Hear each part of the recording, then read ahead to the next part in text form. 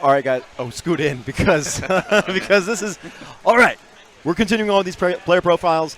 I don't even know what you expect from me. If you don't know who this guy is, then you're probably very new to the stream, right? Guys, this is. I mean, we're at Weds Night Fights at the eSports Arena in Santa Ana.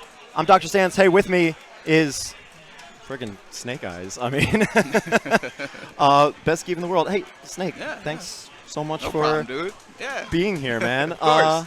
How you doing? I'm feeling good, man. It's Wednesday Night Fights. It's my home. You know, I gotta try to win again. You know? I gotta try to defend the title. So. Well, you've done all right so far. I mean, you're 2 for 2 right now. I mean, we're only on the 3rd episode of the season. Right. So, I only want to ask one question really from last week. There were some pretty surprising upsets with a couple Birdie players last week. So really my only question regarding last week's tournament, which you played wonderfully, by the way. You don't need any notes from me, but I want to know, going in your head, what are you learning from that Birdie matchup? Did you make any surprise revelations playing last week? So I used to play Birdie before the game even came out. So I'm kind of familiar with his moveset. You know, I know what he wants to achieve when he moves around. I know where he wants to be when he presses certain buttons. I know the advantages on his cans and his throw setup. So when I'm playing him with a grappler who's a true grappler who has to get up close to him, who's stronger up close, I feel like Zangief actually wins that matchup. Yeah. You know what I mean? I feel like if you play against Birdie close up with Zangief, and he tries to throw any type of projectiles, you can parry them immediately before he's even able to recover out of his projectiles.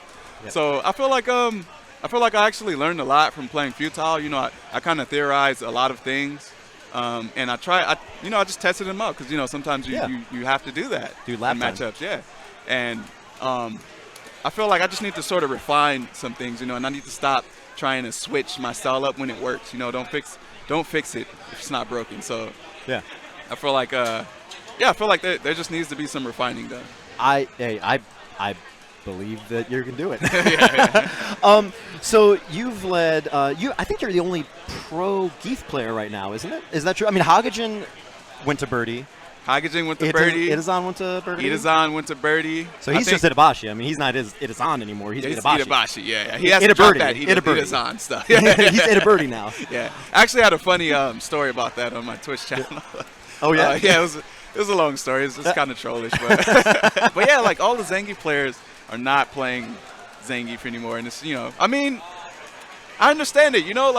If a character isn't good on the surface, and it takes a lot to discover his true potential, and you don't want to do that, you don't really have to. But for me, I kind of like to do that. I like to discover what's on the inside. So I stuck with Zangief, and I know that he's not that great of a character now.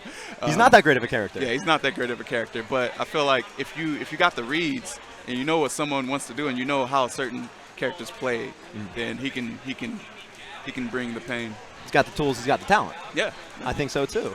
So, you've had. Let's just say it. You've had an amazing life. Your relationship to this character. Oh yeah. Zangief. Oh yeah. I mean, one of the things that I think is incredible is that through all this, being such a stalwart presence in FGC, recognized by both. I mean, on all fronts. I mean, Europe, America, Australia, Japan. You spent quite a lot of time in Japan over the summer. Yeah, right? I sure did, yeah. I spent, what was it, almost a month in Japan. Yeah. And it was 3 weeks, right? It was 3 weeks, yeah. Okay. A little over 3 weeks, actually. And it was primarily to film the Cultivation series. Yes. But the second part to that was me just grinding fully. You didn't see me after the Cultivation series, but I was just grinding online the whole entire time. And the internet connection is so great out there. It's such a small, small island, and everyone has a really good connection, and the connections don't have to travel that far. But you end up being able to just play against anyone you want, any matchup you want, any person if they're willing to play, that is. Yeah. And it's just like such a crazy environment. And then you come back out here and you're like, man, you know, I can't play against my homies on the East Coast because they're too far away and it's too laggy. You know, we got this, you know, all kinds of things happening. But they don't even have a word for lag out there. Yeah. But Japan was an amazing experience. Like, it was so much different than any other like place I've been. I've been to Australia, France, Mexico. Right.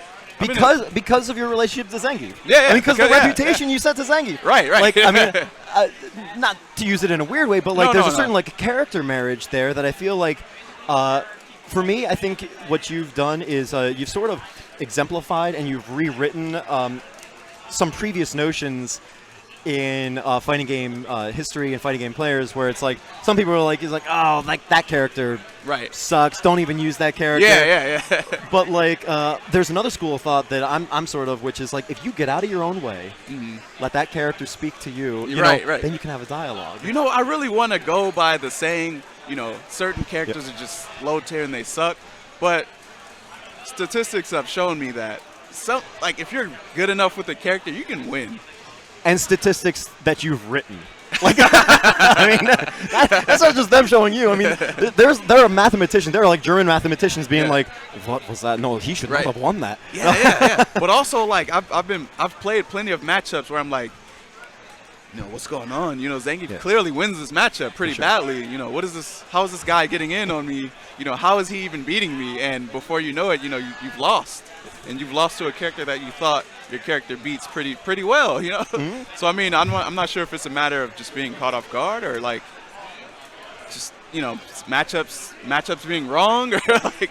But I feel like you can do it if you put your mind to it. First off, awesome. I mean, and that really is great advice, because one of the things that we're highlighting with these interviews is that there are, you know, the community, the C in the FGC, you know, is made up of the people. And, you know, and when you're playing people versus people, not just Birdie versus Ryu or whatever. It's like you're playing Snake Eyes versus Valle, or, you know, fill in the blank. That's always true. So as a person, as a person who's been, you know, now playing and grinding and becoming a role model, your life has changed. Oh, yeah. Playing this game. This may or may not be a question about the fighting game community, just really a question to you. You know, you've gone to Japan, you've gone to Australia, you've gone to all these great places. What are some of the things that, you know, that playing this game and the opportunities that have been afforded to you, what's something that, like, you will just take with you forever? Like an experience, or like something you saw, something you did when you were in Japan or wherever? That's a really good question, man. Because when I went to Japan, like, I did a lot of things, but anything you can talk about, like maybe legal there, not legal here. You know what? It's actually a very basic like moment that happened. It was basically I was sitting on the plane, and I was sitting next to this guy and his family on the airplane, and he was just like, "Hey, so you know, where you heading to?"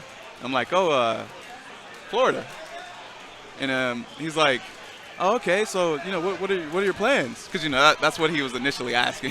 For sure. And I'm like, "Oh, I'm heading to a convention," and he's just like, "Convention? What kind of convention? You know, what are you talking about?" And I'm just like in my head, like, how do I explain this to this guy? Because this is going to be this is going to be difficult. Will he even know? And then I'm just like, what's a Zangief? Video games. Yep. And he's just like, huh. Video games. And I'm like, this guy has no idea what I'm talking about. And then from then on, I'm just like, I am traveling the world to play video games.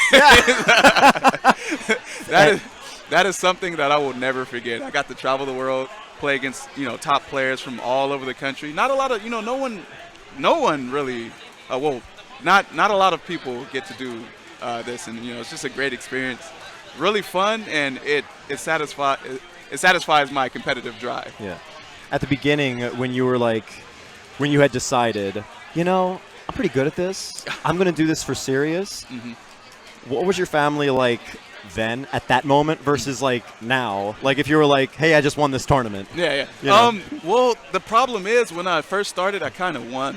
one of my first tournaments. Yeah. So I don't. When you won HDR in 2010, that was your second tournament ever. That was my second tournament. Second tournament. Yeah, so I didn't really get a chance to go through that experience. So I mean, I can't even answer that question. That's amazing. So actually we're gonna wind down because I want to let you get out there. Yeah. Talk to people, do your thing. Oh yeah.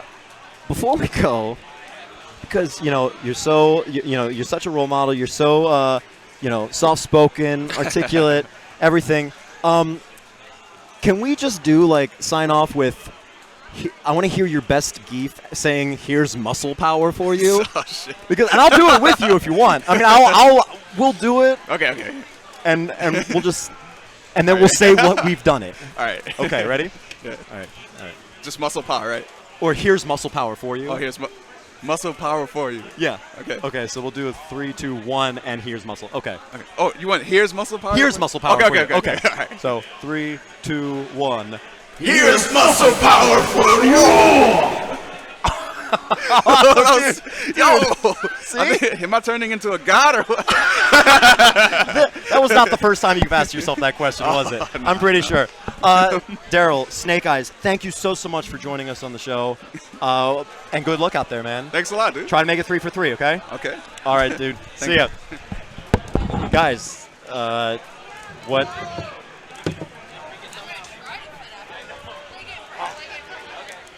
That was that was awesome. So we're here at Wednesday Night Fights. We're gonna wrap this up. Take a little break. We definitely need one after that. That was great. Keep watching. If you're just tuning in, or if you've just been watching but you don't follow, please follow at twitch.tv/NickTanella. Thank you so much. You can also watch on twitch.tv/LevelUpLive. Yeah, Level Up Live. We're gonna take a quick break. We'll come back. We'll be back.